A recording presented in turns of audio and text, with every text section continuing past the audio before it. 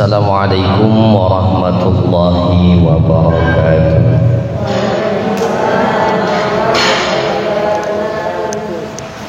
Bismillah, alhamdulillah, wassalatu wassalamu ala rasulillah wa ala alihi wa sahbihi wa man wala. Subhanaka la ilma lana illa ma 'allamtana innaka antal alimul hakim. Wala hawla wala quwwata illa billahil aliyyil azim. Allahumma iftah lana hikmatak wanshur alaina rahmatak min khazaini rahmatika ya arhamar rahimin. Alhamdulillah, puji syukur senantiasa kita panjatkan kehadiran Allah Subhanahu wa ta'ala, tentunya karena sampai dengan hari ini, sampai dengan detik ini kita masih diberikan kesehatan oleh Allah. Baik, kita akan melanjutkan kajian masih di surah Al-Qalam ayat ke-44. Kita baca dulu ayatnya. A'udzu billahi minasy syaithanir rajim.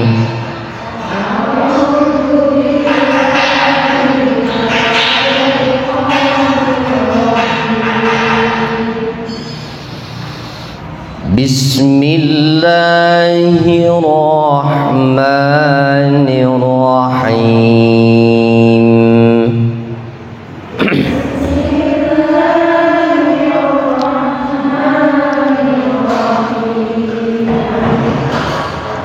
فذرني ومن يكذب بهذا الحديث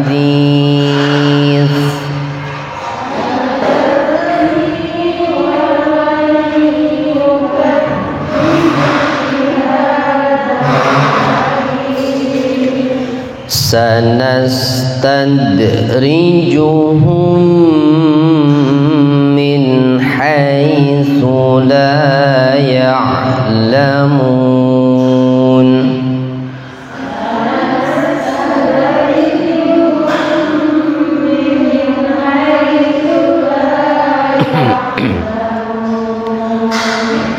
Wa umli lahum inna kaydi matin.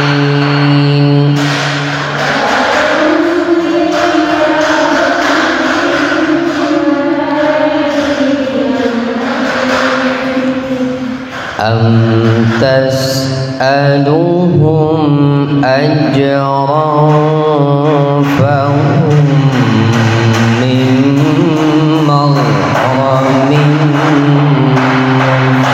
qalun.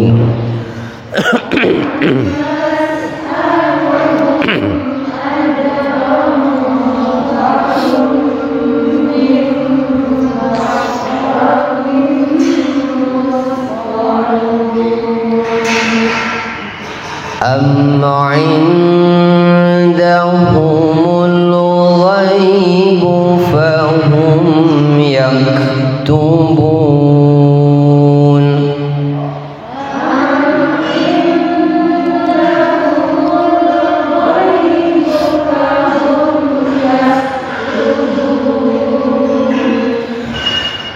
Fasbir li hukmi rabbika wa la takun ka sahibil hut.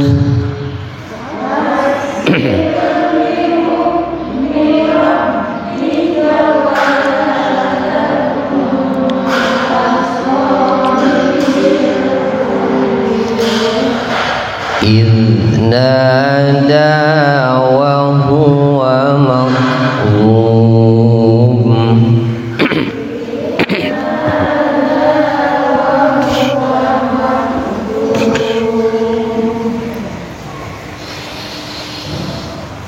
Laula an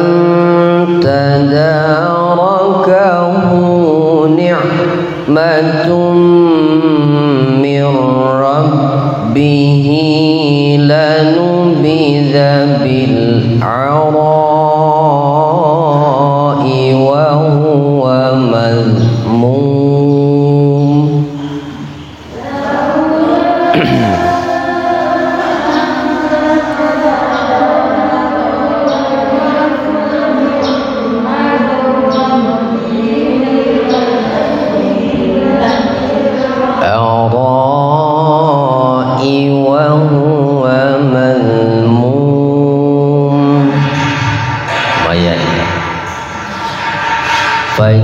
فاجتباه ربه فجعله من الصالحين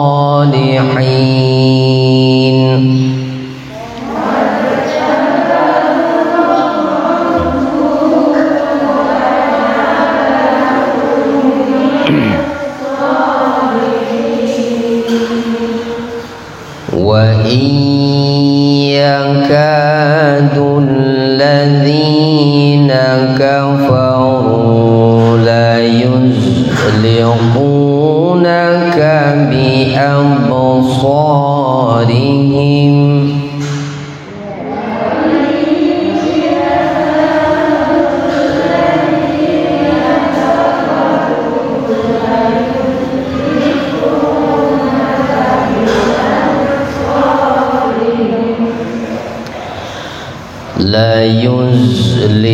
ليزلقونك بأبصارهم لما سمعوا الذكر ويقولون إنه لمجنون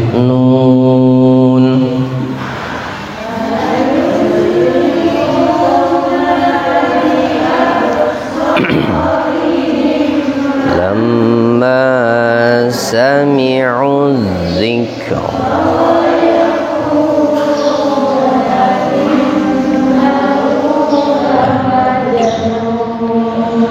وما هو إلا ذكر للعالمين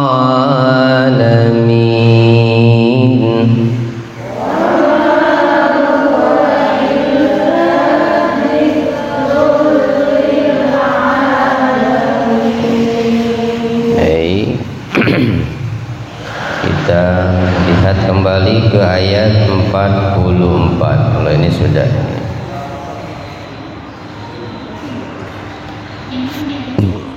Fadharni wa man yukadzibu bihadzal hadits.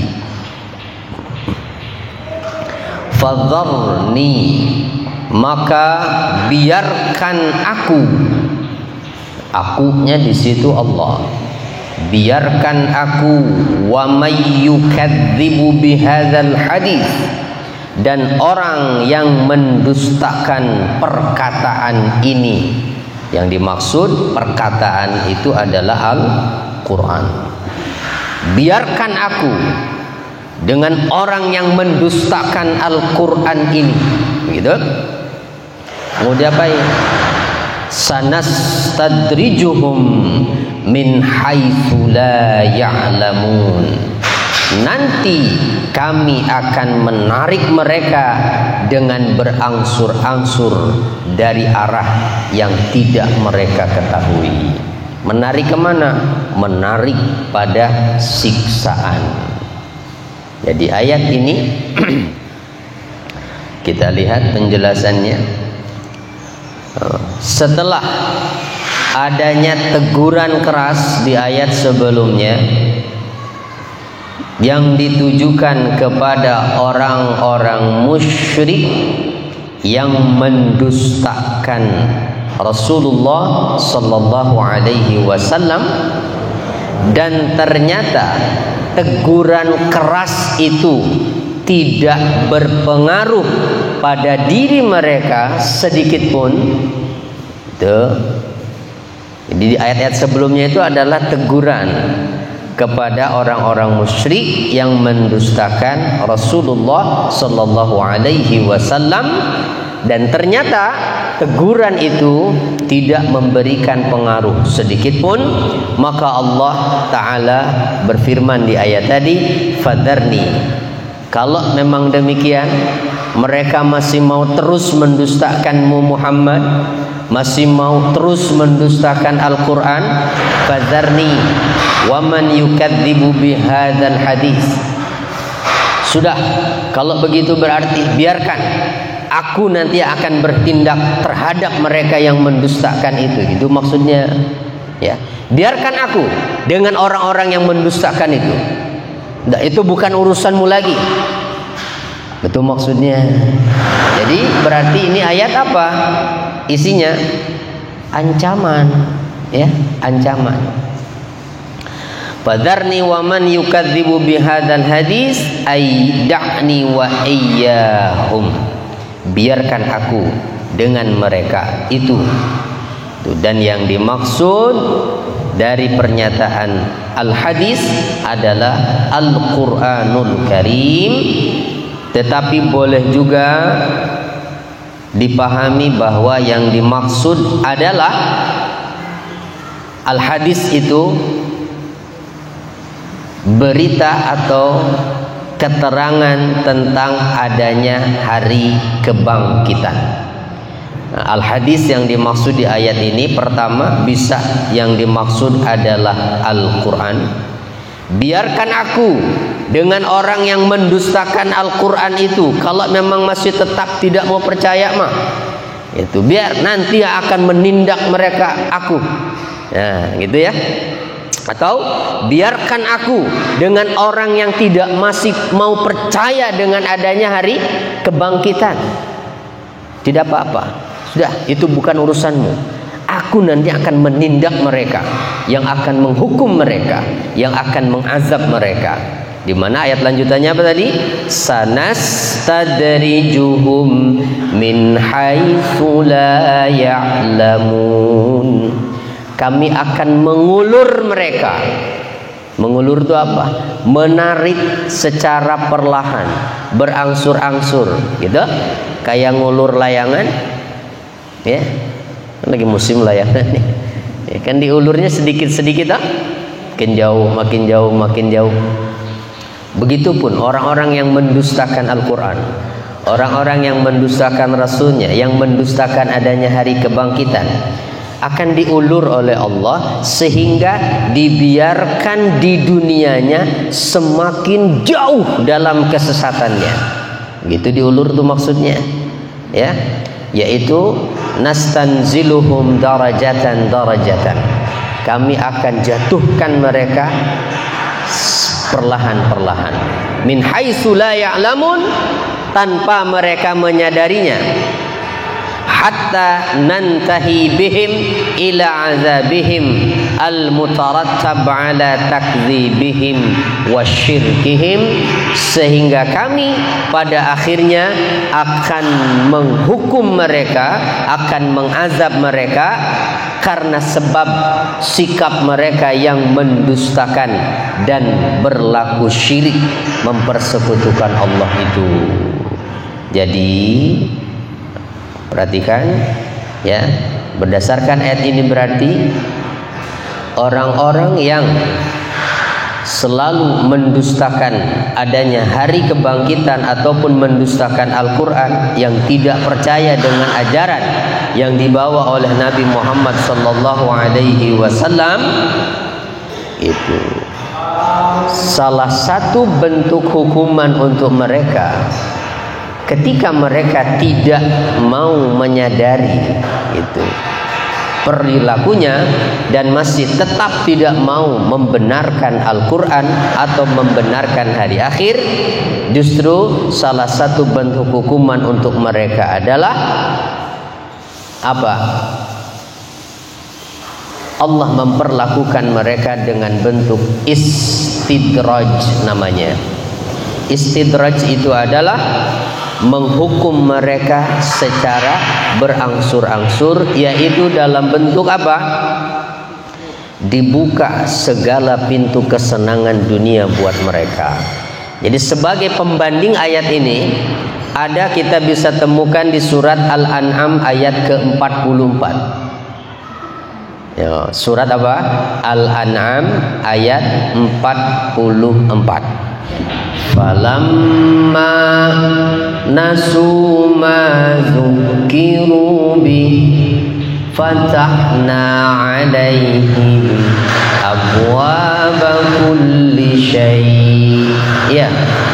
Hatta idza farihu bima utu akhadnahum baghtah fa idza hum mublisun. Betul ayatnya. Falamma nasu ma dzukiru bi, maka ketika mereka melupakan sesuatu yang mereka diperingatkan dengan itu, begitu, dinasehati dengan Al-Quran berpaling, dinasehati dari hadis-hadis Nabi berpaling, diingatkan tentang akhirat ogah, itu nggak mau percaya, sehingga hidupnya semau gue, ya, ngapain sholat capek, ngapain puasa lapar, itu nasuma zukiru itu, ya, termasuk mereka yang ingkar kufur sekalian dengan ajaran Islam. Tapi termasuk nasuma zukiru itu adalah orang-orang yang ngaku dia muslim, itu ngaku agamanya Islam, tapi malas mengerjakan kebaikan, bahkan malas mengerjakan yang wajib. Seakan-akan tidak percaya bahwa nanti ada akhirat, bakal dibangkitkan lagi dia dan akan mempertanggungjawabkan perbuatannya. Sehingga ya sikapnya ya udah tidak pernah memperhatikan perintah Allah, bahkan berani melakukan yang dilarang. Nah, orang yang seperti itu bagaimana? Lihat lanjutan ayat yang Al-An'am tadi. Ketika mereka melupakan peringatan-peringatan itu, tidak mau memperhatikan peringatan-peringatan dari Allah dan Rasulnya, maka akibatnya apa? Fatahna alaihim abwaba kulli syai'. Apa itu? Kami buka bagi mereka pintu-pintu kesenangan segala sesuatu. Justru ya, ketika melupakan peringatan dari Allah, justru yang Allah perlakukan terhadap mereka adalah dibuka segala pintu kesenangan dunia untuk mereka. Rezekinya tambah lancar, uangnya tambah banyak, tambah kaya, jabatannya makin naik. Itu justru begitu. Untuk apa? Ya inilah istidraj namanya. Diulur, sengaja gitu, dibiarkan makin jauh dalam kesesatannya, sehingga hatta idza farihu bima utu, sehingga ketika mereka bersenang-senang dengan apa yang mereka diberi, senang-senang dengan hartanya, senang-senang dengan uangnya, senang-senang dengan segala fasilitas yang dia punya, boro-boro ingat sholat, boro-boro ingat sholat, senang-senang aja yang ada, menikmati kesenangan hidup di dunia ini. Nah, pada saat seperti itu, akhaznahum baghtatan, maka kami akan hukum mereka dengan azab yang datang secara tiba-tiba. Fa idza hum mublisun, maka ketika itu mereka terdiam membisu, tidak bisa apa-apa. Itu apa bentuknya siksaan itu? Ya, bisa jadi hukuman dari Allah dalam bentuk siksa di dunia, dalam bentuk datangnya malaikat maut yang akan memaksa mencabut ruhnya sebelum dia bertobat dari apa yang dia lakukan. Bisa apa? Kalau malaikat maut datang, kan gak bisa ditolak. Maka mereka akan merasakan penyesalan yang luar biasa ketika itu. Gitu. Nah itu maksudnya terdiam, itu nggak bisa apa-apa lagi. Ketika malaikat maut datang, ya udah nggak ada gunanya lagi tuh uang yang banyak, tidak ada lagi gunanya jabatan dia, tidak ada lagi gunanya hartanya, segala kesenangan dunia yang selama ini tuh dia rasakan, dia nikmati itu, sudah tidak ada gunanya lagi. Sudah tidak ada gunanya lagi. Ya, faidahum mublisun. Nah inilah maknanya. Jadi ayat ke-44 surat Al-Qalam ini semakna dengan surat apa tadi? Al-An'am ayat 44.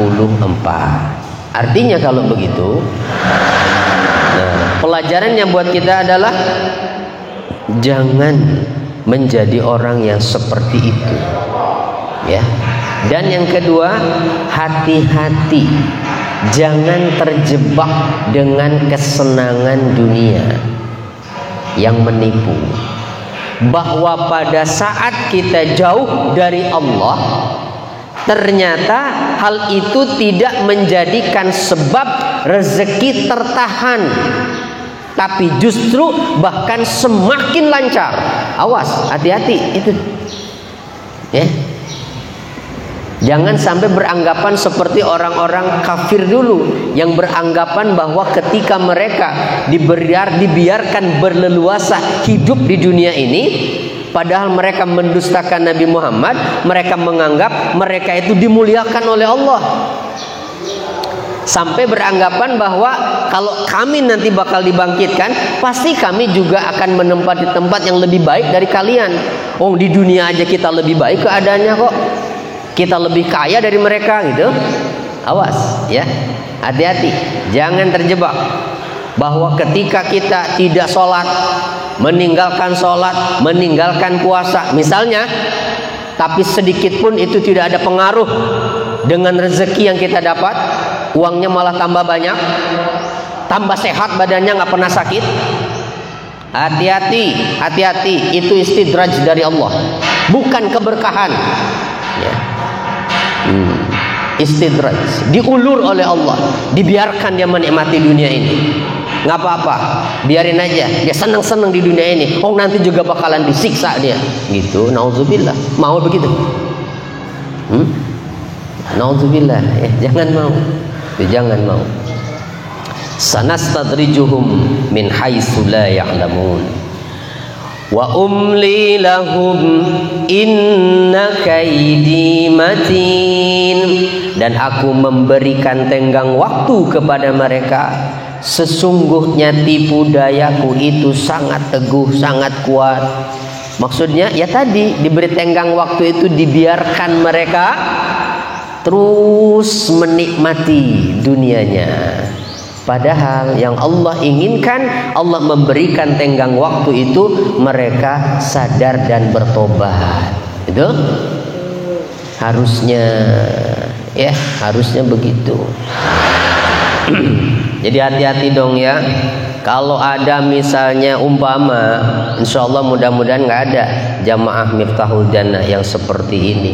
Umpama kalau ada seorang muslimah tadinya rajin ibadah, rajin ngaji, menjaga auratnya, menutup auratnya, tiba-tiba itu entah apa alasannya dia buka jilbabnya dan dia merasa lebih keren dengan begitu, nggak mau pakai kerudungan, oh lebih keren lah, rambut saya kan bagus, ya, umpama begitu. Oh, tadinya rajin ke majlis taklim, terus nggak ada, nggak enak, nggak kerudungan, kan? Tapi dunianya tambah lancar daripada dulu. Waktu rajin ke majlis taklim, waktu rajin ibadah, itu makanannya seadanya. Misalnya, begitu dia buka kerudungnya, dia mengikuti hawa nafsunya, ternyata justru uangnya tambah banyak, ngalir rezekinya. Nah itu artinya berarti diistidraj oleh Allah. Hati-hati, ya.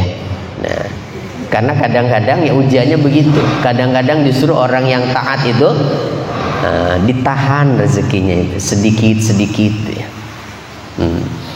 Jadi jangan terjebak dengan kondisi semacam itu ya.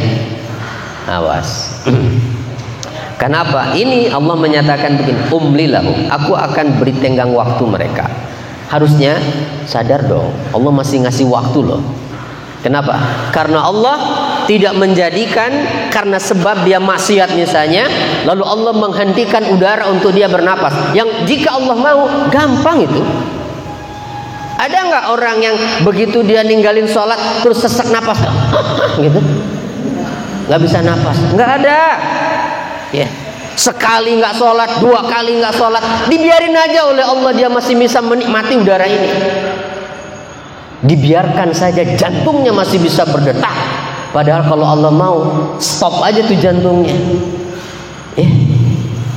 Aduh, Masya Allah, kalau begitu mah rajin pada sholatnya itu. Am tas'aluhum ajran fahum min maghramin musqalun. Apakah engkau Muhammad meminta upah kepada mereka sehingga mereka itu merasa berat karena merasa berutang karena itu sehingga mereka nggak mau percaya kepadamu? Itu maksudnya. Memangnya engkau itu saat menyampaikan tugas kerasulan dari Allah itu meminta upah kepada mereka sehingga itu menjadi beban buat mereka? Aduh, nanti harus bayar Muhammad nih. Tidak loh. Jawabannya pasti tentu tidak. Tidak demikian. Am tas'aluhum ajran fahum min maghramin musqalun, yakni apakah engkau meminta kepada mereka sebagai upah dari menyampaikan dakwah itu, ya, balasan atau bayaran muqabilut tabligh, fahum min maghramin musqalun, sehingga mereka merasa terbebani dengan itu. Apakah memang demikian? Itu yang menjadi alasan mereka itu sehingga mereka nggak mau percaya tuh. Gitu kira-kira maksudnya tuh. Ya, Rasulullah dulu, apalagi Rasulullah tidak meminta upah. Semua nabi tidak ada. Tuh. Oh, berarti kalau begitu Ustaz nggak boleh dibayar dong. Jadi sikap yang ditunjukkan Rasulullah itu tidak meminta upah atas dakwah yang disampaikan, begitu. Maka ya tentu sebagai pewaris Rasul, maka dai, ustadz, kiai, ulama pun harusnya bersikap yang sama, yaitu tidak meminta upah. Meminta loh, ya. Apa maksudnya? Maksudnya ya pasang tarif gitu. Kalau mau ngundang saya harus berani bayar sekian. Kalau enggak jangan panggil saya. Nah, ya itu sudah menjual berarti, ya. Gitu. Tapi bahwa yang mengajarkan Al-Qur'an adalah orang yang paling berhak untuk mendapatkan upah, itu Rasul nyatakan. Jadi ketika ada yang bertanya begitu, Rasulullah itu menyampaikan bahwa yang paling berhak untuk mendapatkan upah itu adalah yang mengajarkan Al-Quran. Yang penting jangan minta, itu ya. Nah, jangan minta. Ya, berarti ya yang harusnya ya, tahu diri itu adalah ya mereka yang ngajari, murid-muridnya. Jadi yang ngajarin Iqra tuh paling berhak tuh mereka untuk mendapatkan bayaran itu, karena mereka yang mengenalkan anak-anak dari nol, nggak ngerti huruf Quran sampai bisa baca kan. Tapi kenyataannya guru-guru TPQ paling dianggap remeh, ya. Masih lebih berani bayar guru les tuh, walaupun lebih mahal. Padahal kan anak kita bisa belajar, bisa baca Quran, itu punya modal untuk membawa kita ke surga. Ya, apalagi sampai hafiz, hafal Quran, luar biasa. Yuk kita lanjut lagi. Am indahumul ghaibu fahum yaktubun. Ataukah mereka itu mengetahui hal yang gaib, lalu mereka menuliskan yang gaib itu seperti yang mereka nyatakan, itu seperti yang mereka kemukakan, mereka ikrarkan. Am indahumul ghaib fahum yaktubuna minhu ma hum yaquluna bihi wa yuqirruna. Apakah mereka itu dapat mengetahui hal gaib, yaitu Allahul Mahfuz, sehingga mereka itu menuliskan dari Allahul Mahfuz itu apa yang mereka katakan dan mereka nyatakan itu. Jadi mereka ketika mendustakan Rasul misalnya, memangnya mereka sudah mengetahui hal gaib bahwa Muhammad itu nggak benar, ajarannya itu nggak benar, sehingga nggak perlu untuk diikuti, gitu. Memang berdasarkan pengetahuan mereka tentang hal yang gaib di sana itu. Ini pertanyaan-pertanyaan untuk sebetulnya adalah ya membantah mereka. Kenapa sih nggak mau percaya sama Nabi Muhammad itu? Memangnya dia minta upah sehingga kalian merasa terbebani dengan itu? Itu pertama tadi tuh. Atau memangnya kalian itu tahu tentang hal yang gaib? Di Lauhul Mahfuz sana bahwa Muhammad ini nggak benar nih, itu ajaran dibawanya adalah sesat, maka kalian nggak mau mengikuti dia. Kenapa sih? Itu kalau pakai tambahan lagi Maya, pertanyaannya bahasa kita, kenapa sih kok nggak mau percaya? Lalu lihat nasihat Allah kepada nabinya, am indahumul ghaibu fahum yaktubun. Maka apa perintah Nabi? Perintah untuk Nabi, fasbir li hukmi rabbika wala takun ka sahibil hut.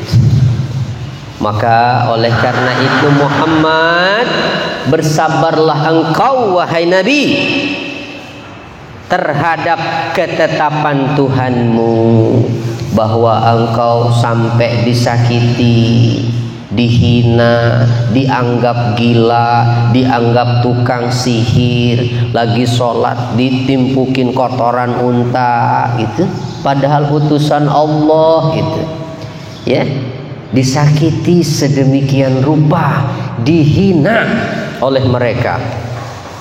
Sabar Muhammad terhadap ketetapan Allah ini, menghadapi setiap perlakuan mereka yang tidak mau membenarkanmu. Jadi Nabi, semua Nabi bahkan ya, dihadapkan pada tantangan yang tidak ringan.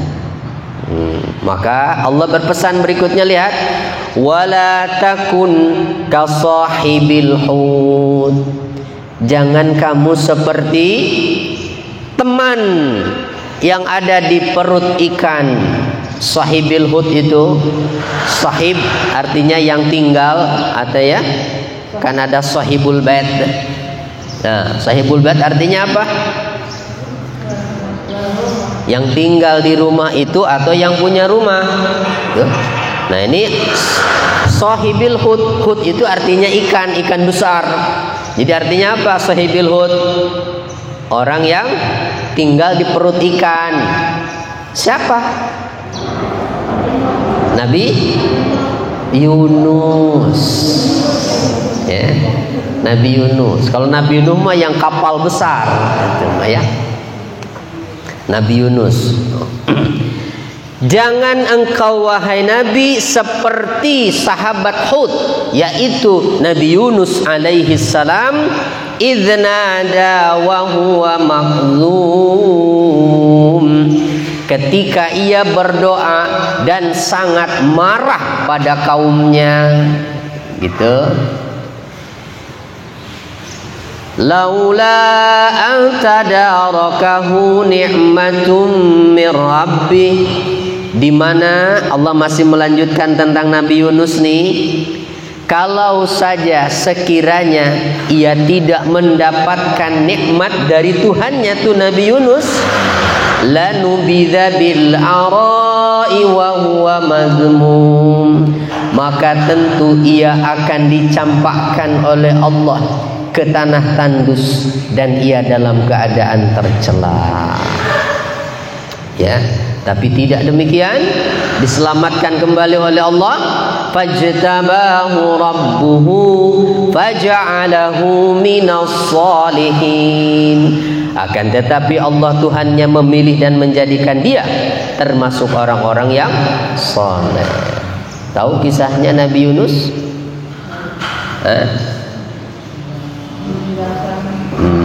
Di surat Al-Anbiya itu ada ya. Wa zannuni idh dhahaba mughadiban fa dhanna an lan naqdir alayhi. Surat Al-Anbiya, coba dicek, takut salah ayatnya. Ya, ayatnya ayat 87. Wa zannuni idh dhahaba mughadiba. Ada. Betul ya? Dan ingatlah kisah Zunnun. Zunnun itu sebutan untuk Nabi Yunus. Idh dhahaba mughadiban, ketika ia pergi meninggalkan kaumnya dalam keadaan marah. Kenapa? Karena kaumnya selalu mendustakan dia, tidak mau mengikutinya itu. Berkali-kali kaumnya diingatkan, akhirnya marah. Dia tinggalkan kaumnya dalam keadaan marah. Fadhanna an lan naqdir alaihi. Dia pikir, dia kira kami tidak akan menyulitkannya. Ternyata apa yang terjadi?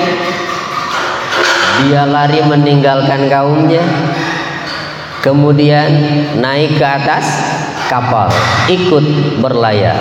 Di tengah lautan ombak besar menerjang kapal itu sampai-sampai kapalnya oleng.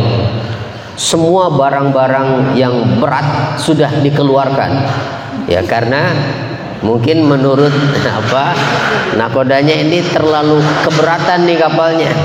Semua beban-beban yang berat sudah dibuang tuh. Ya, dilemparkan ke lautan, masih aja oleng. Waduh, ini apalagi kita yang mau nggak mau nih harus ada salah satu penumpang nih yang dikorbankan, harus rela tuh nyebur ke laut. Akhirnya undian sekali, ternyata yang dapat keundi Yunus, namanya Nabi Yunus. Oh, mereka keberatan. Oh, jangan dia. Ya, orang baik masa sih? Diulang lagi sampai 3 kali diundi, tetap Nabi Yunus. Akhirnya Nabi Yunus sendiri itu. Ya udah, saya akan nyebur tuh. Begitu lompat dari kapal, Allah sudah mengilhamkan pada ikan besar.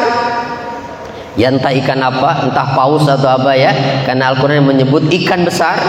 Diilhamkan kepada ikan itu agar mengambil Yunus tanpa mematahkan tulangnya, tanpa menghancurkan badannya, biarkan tinggal di dalam perutnya. Ambil itu, langsung begitu lompat dari kapal itu. Maka fanada fi dzulumat. Lihat kelanjutan ayatnya surat Al-Anbiya tadi. Maka dia menyeru dalam kegelapan. Tuh. Gelap apa? Gelapnya perut ikan, gelapnya lautan, gelapnya malam. Begitu mendengar dalam kisah lain mah kerikil-kerikil lautan yang bertasbih itu, Nabi Yunus sadar akan kesalahannya. Ya Allah, saya dosa, sudah meninggalkan kaum saya, sehingga mendapatkan teguran seperti itu. Apa yang dibaca sebagai ungkapan tobatnya? La ilaha illa anta subhanaka inni kuntu minadh dhalimin. Tuh ada surat Al-Anbiya ini, ya. La ilaha illa anta, tidak ada Tuhan yang wajib disembah kecuali Engkau. Maha suci Engkau ya Allah. Inni kuntu minadh dhalimin. Ya, sungguh aku ini termasuk orang-orang yang zalim. Terus saja itu yang dibaca. mengakui kesalahan, ya. Sementara itu kaumnya yang ditinggalkan tadi justru ketakutan ketika Nabi Yunus meninggalkan mereka. Kenapa? Saat Nabi Yunus pergi, mereka takut. Waduh, Nabi Yunus pergi, nanti kita diazab nih sama Allah. Gitu. Kenapa? Karena hati kecil mereka sebetulnya mengakui kalau Yunus itu Nabi. Ya cuma ngeyel aja. Ketika Nabi Yunus pergi, mereka tersadarkan tuh dan ketakutan sampai akhirnya mereka bertobat kepada Allah. Gitu ceritanya tuh. Jadi kaumnya justru ketika ditinggalkan oleh Nabi Yunus, mereka tobat dan diterima tobatnya oleh Allah. Tuh. Jadi itulah hikmahnya. Setelah diberikan ujian yang berat seperti itu, beda pendapat di kalangan ulama berapa lama Nabi Yunus itu di dalam perut ikan. Ada yang mengatakan 3 hari, ada yang mengatakan 7 hari, ada yang mengatakan 40 hari. Waduh, ya kalau sampai 40 hari kan hitungannya udah gak bakal hidup kalau normal mah ya. Kalau bukan pertolongan Allah, makanya tadi bahasanya kalau bukan karena rahmat ya dan nikmat dari Allah, gak mungkin bisa selamat. Tapi apa yang terjadi? Fastajabna lahu wa najjaynahu minal ghammi, maka kami kabulkan dia dan kami menyelamatkannya dari kesulitan yang menimpanya. Akhirnya itu ikan mules itu ya, dibikin mules oleh Allah, lalu dimuntahkan lagi Nabi Yunus sampai ke tepi pantai. Ya, begitu sampai di tepi pantai, Allah tumbuhkan di dekat Nabi Yunus pohon semacam pohon labu yang daunnya rindang sehingga menaungi Nabi Yunus, nggak kepanasan. Begitu sadar, makan buahnya. Tuh, dibiarkan oleh Allah, tidak terhina kondisinya, tetapi dimuliakan lagi, diperintahkan kembali kepada kaumnya karena ternyata kaumnya sudah bertobat. Ratusan ribu akhirnya setelah itu menjadi pengikutnya beliau. Di daerah mana? Ninawa tempatnya, daerah Mosul, daerah Irak. Tuh, daerahnya Nabi Yunus itu. Ninawa namanya, Mosul, Irak. Ya. Jadi wa iyyakadu, ada yang menarik tadi di ayat surat Al-Anbiya itu, wa kadzalika nunjil mu'minin, ya. Ketika Nabi Yunus dalam kesulitan yang entah harus dari mana mendapatkan jalan keluarnya, nggak mungkin, lalu dia bertaubat kepada Allah dari kesalahannya dengan bacaan apa tadi? La ilaha illa anta subhanaka inni kuntu minadh zalimin. Dan akhirnya Allah menyelamatkan beliau. Di akhir ayat Allah menyatakan wa kadzalika nunjil mu'minin. Dan demikian pula seperti halnya Allah menyelamatkan Nabi Yunus, artinya kami akan menyelamatkan orang-orang yang beriman. Tuh, jadi ayat itu sebetulnya memberikan petunjuk kalau sedang mengalami kesulitan, kesedihan, kegundahan, baca itu. La ilaha illa anta subhanaka inni kuntu minadh zalimin. Bukan cuma dibaca tapi dihayati, diingat dosa-dosanya. Tuh. Kenapa? Karena itu pasti karena maksiat yang kita lakukan. Pasti akan ditolong oleh Allah, ya. Tuh, jadi kalau pengen selamat dari Covid nih, ya udah rame-rame baca inilah. Ya. Itu. Nah, makanya wirid yang biasa kita baca hari Jumat pagi kan ada nih. Ini salah satunya. La ilaha illa anta subhanaka inni kuntu minadh zalimin. Ya, ini namanya masuk dalam kategori du'aul karbi. Du'aul karbi itu doa di saat-saat sedang mengalami kesulitan. Jadi ungkapannya itu tidak ada permintaan. Ya. Kan gak ada yang diminta tuh. La ilaha illa anta subhanaka inni kuntu minadh dhalimin. Yang ada pengakuan saja tuh. Ya Allah, tidak ada Tuhan yang berhak disembah kecuali Engkau. Maha suci Engkau ya Allah. Saya ini zalim, gitu, banyak salahnya. Cuman begitu aja. Enggak minta apa-apa. Subhanaka inni kuntu minadh dhalimin. Sama juga seperti Nabi Musa yang mentok itu saat lari dikejar oleh Firaun kan? Enggak ada yang diminta. Cuma memuji Allah saja. Allahumma lakal hamdu wa ilaikal mushtaka wa antal musta'an wa la hawla wa la quwwata illa bik. Ya Allah, bagimu segala puji, kepadamu tempat mengadu, Engkaulah tempat memohon pertolongan. Tuh, la hawla wa la quwwata illa bik. Nggak ada yang diminta, cuma memuji Allah dan mengakui kelemahan gitu ya. Gitu. Nah makanya dalam kondisi sudah seperti ini nih, dimana sudah banyak orang yang merasa kesulitan karena sebab pandemi yang terjadi, kalau masih saja orang itu menunjukkan kesombongan gitu, masih tidak mau mendekatkan diri kepada Allah, boro-boro mau istighfar, aduh ya, jangan harap Allah akan memberikan pertolongan. Wa iyyakadul ladzina kafaru la yuzliqunaka bi absarihim lamma sami'u dzikra wa yaquluna innahu lamajnun.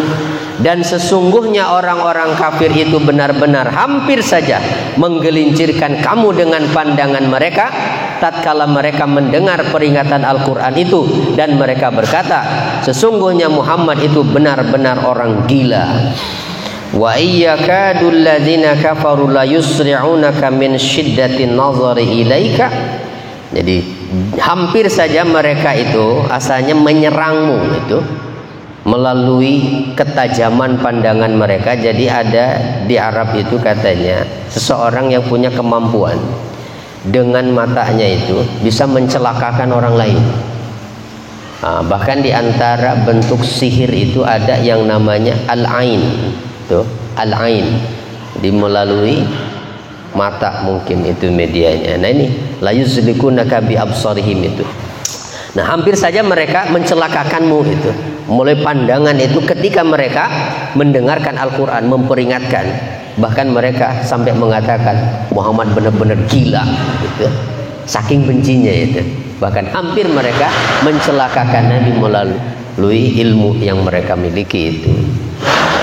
Wa ma huwa illa dzikrul lil alamin. Padahal Al-Quran itu tidak lain hanyalah peringatan bagi seluruh umat di semesta alam ini, bukan hanya untuk umat Islam saja, tapi Al-Quran ini adalah petunjuk, pedoman hidup bagi seluruh manusia sampai akhir zaman ya. Jadi kalau ingin selamat, jangan jauh dari Al-Quran. Jadilah sahabat Al-Quran. Kan kata Nabi, iqra'ul Qur'ana fa innahu ya'ti yaumal qiyamati syafi'an li ashabi. Bacalah oleh kalian Al-Quran, karena dia akan datang pada hari kiamat nanti untuk memberikan syafaat kepada sahabat-sahabatnya. Siapa sahabat Quran itu? Yang senantiasa membacanya. Itu Qurannya dibawa kemana-mana, ya kan jadi sahabat. Apalagi Yasin mah ya, sahabat banget itu, di tas nggak pernah ketinggalan.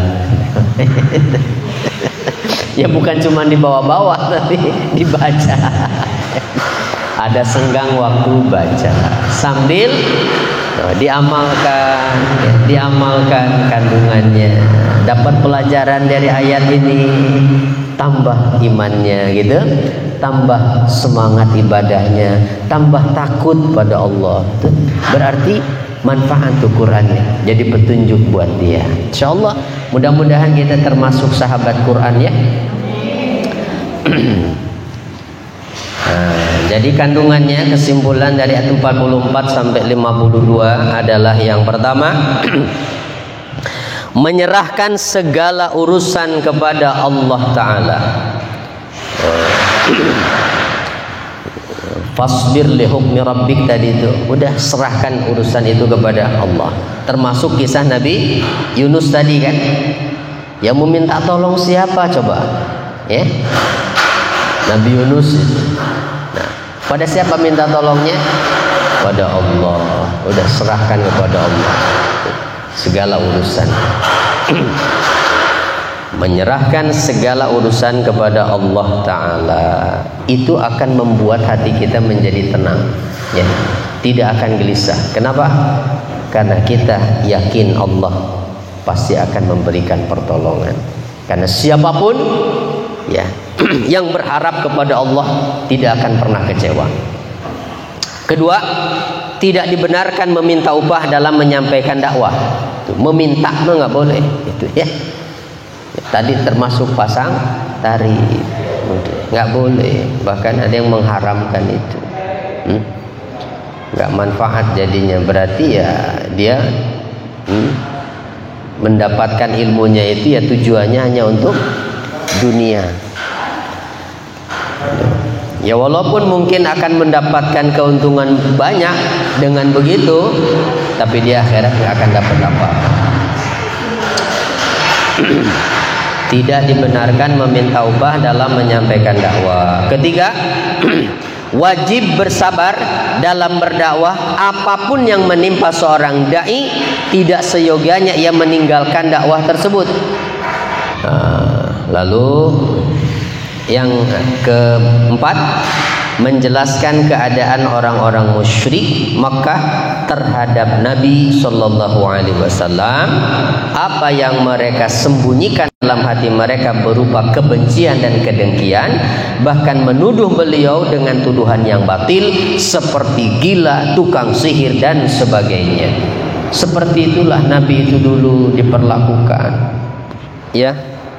Alhamdulillahirabbil alamin.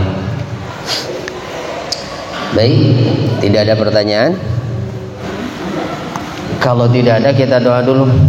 Allahumma salli wa sallim wa barik ala habibika wa khalilika wa safiyyika Muhammad wa ala alihi wa sahbihi ajma'in.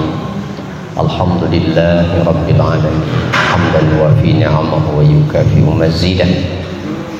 Ya Rabbana lakal hamdu kama yanbaghi li jalali wajhika wa 'azimi sultanik.